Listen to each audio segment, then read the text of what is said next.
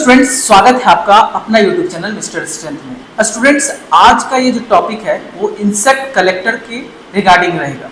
इसमें आज हम जानेंगे कि किस टाइप के क्वेश्चंस पूछे जा रहे हैं, कितने नंबर, टोटल कितना क्वेश्चंस रहेगा, सब कुछ आज हम जानेंगे सर के माध्यम से। तो पूरा वीडियो देखिएगा, स्किप नहीं कीजिएगा। तो चलिए अब हम चलते हैं सर के पास और जानने का कोशिश करते हैं इंसेक्ट कलेक्टर का जो अभी एग्जामिनेशन चल रहा है उसके बारे में। सबसे पहले हम स्वागत करना चाहेंगे डॉक्टर प्रकाश सौरभ सर का। और आपको जैसा पता है कि मिस्टर स्ट्रेंथ चैनल हमेशा सावधान और सतर्क करता है आप लोग को, ठीक वैसे ही अभी जो इंसेक्ट कलेक्टर का एग्जाम चल रहा है उसी के रिगार्डिंग्स आज हम डॉक्टर प्रकाश सौरभ सर से बात करेंगे। स्वागत है सर आपका मिस्टर स्ट्रेंथ चैनल पे।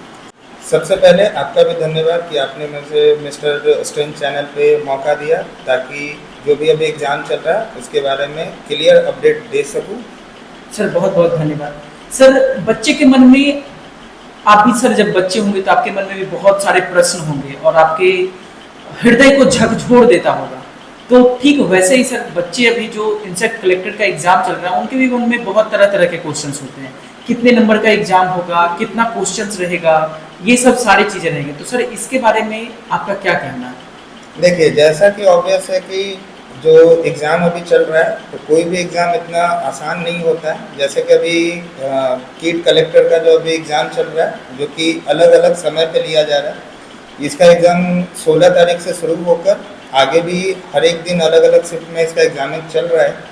और जहाँ तक बात है कि जॉब के, सरकारी नौकरी की बात, तो कोई भी एग्ज़ाम जो होता है उसके लिए सीरियसनेस होना तो काफ़ी ज़्यादा ज़रूरी होता है। सर आपने बताया 16 तारीख से इसका एग्जाम स्टार्ट हो गया, तो आपके बहुत सारे स्टूडेंट्स होंगे जो जिन्होंने एग्जाम दिए होंगे, आपको बताए होंगे। सर किस तरीके का सब्जेक्ट है उसमें? ये 16 तारीख से जो एग्ज़ाम स्टार्ट हुआ है और जो भी अभी एग्ज़ाम इसके चलने वाले, सारे का पैटर्न जो जैसा नोटिफिकेशन में दिया गया था ठीक उसी तरीके से आ रहा है। इसमें जो एग्ज़ाम है उसमें टोटल क्वेश्चन जो दिया जा रहा है ये एक CBT कंप्यूटर बेस्ड टेस्ट है जिसमें टोटल जो क्वेश्चन आ रहे हैं और ये जो क्वेश्चन आ रहे हैं वो दो अलग अलग कॉलम में आ रहे हैं। एक कॉलम जो रहता है जो कि किसी का पहले खुलता है, किसी का बाद में खुलता है। तो एक कॉलम जो होता है उसमें आपका 50-50 के दो कॉलम है। एक कॉलम आपका बायो का है, बायोलॉजी से टोटल 50 क्वेश्चन है। और सेकंड जो सेट है उसमें फिजिक्स, केमिस्ट्री और मैथमेटिक्स मिला के टोटल 50 क्वेश्चन है। इसके लिए जो आपको समय दिया जा रहा है वो पूरे 2 घंटे का समय दिया जा रहा है और 2 घंटे में आपको दोनों सेट जो होता है कंप्लीट आपको कर लेना है। सर सबसे ज़्यादा मतलब टफ क्वेश्चंस की अगर बात करें तो किस सब्जेक्ट से सबसे ज़्यादा टफ क्वेश्चंस पूछे जा रहे हैं?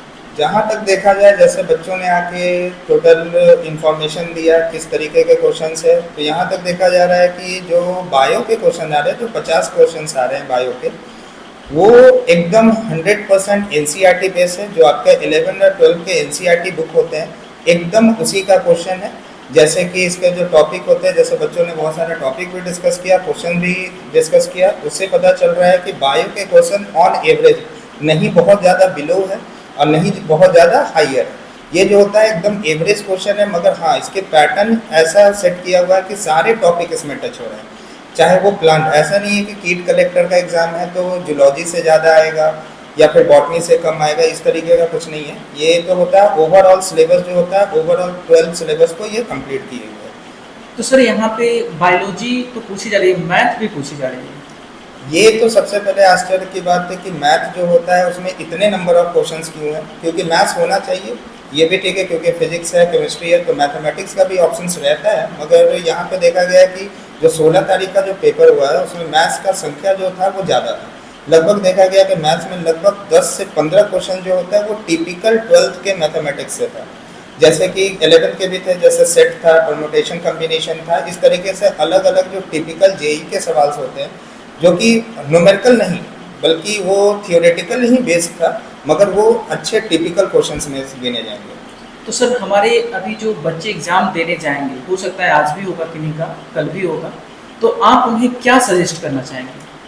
तो सजेशन बस इतना है क्योंकि एग्ज़ाम का जैसा 2 दिन का देखा गया पेपर, उस हिसाब से आपको जो होता है बायो के लिए जो 100 सेक्शन है, 100 नंबर का एग्ज़ाम है, उसमें 50 का क्वेश्चन आपका बायो का है। उसके लिए आपको NCERT को गो थ्रू एक बार 11 और 12 किताब का NCERT में एग्जाम्पल्स जैसा कुछ क्वेश्चन भी आपके माध्यम से हम बता देते हैं कि क्या क्या क्वेश्चंस आ रहे थे। जैसा कि मेरे बच्चे भी जाके एग्ज़ाम दिए, उन्होंने आके बताया। जैसे क्वेश्चन आ रहा है मॉर्फोलॉजी से, एग्जाम्पल से क्वेश्चन आ रहे हैं, फिर हर्ट से क्वेश्चन आ रहा है कि हर्ट के लेयर कौन कौन से होते हैं, फिर ईपी।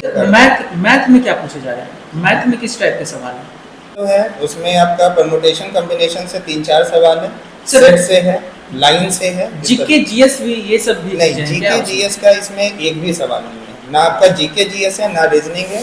क्लियर कट तो 100 आपका क्वेश्चन आ रहा है, उसमें फिजिक्स, केमिस्ट्री और मैथमेटिक्स मिला के 50 क्वेश्चन है, जो कि pure physics, pure chemistry, pure mathematics है। और 50 क्वेश्चन जो है वो आपका जूलॉजी और बॉटनी यानी बायोलॉजी वाले सेक्शन में, प्योर बायोलॉजी। इसमें किसी भी तरह का कोई रीजनिंग, कोई करंट अफेयर या फिर किसी भी तरीके का जीके जीएस का कोई सवाल नहीं है इसमें।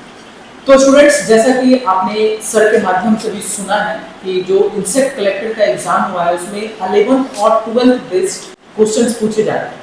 अगर आपको प्रिपरेशन करना होगा तो बायोलॉजी में, जैसा कि सर ने बताया कि 50 क्वेश्चंस पूछे जा रहे हैं। अगर 50 क्वेश्चंस आप अटेम्प्ट करते हैं, इसके अलावा मैथ में कॉम्बिनेशन परम्यूटेशन की सर बात कही है, तो अगर आप ये लोग इतने सारे चीज प्रिपेयर कर लेते हैं या एक बार अपनी नजर से देख लेते हैं, तो आपका इंसेक्ट कलेक्टर का एग्जाम में भी अच्छा जाएगा।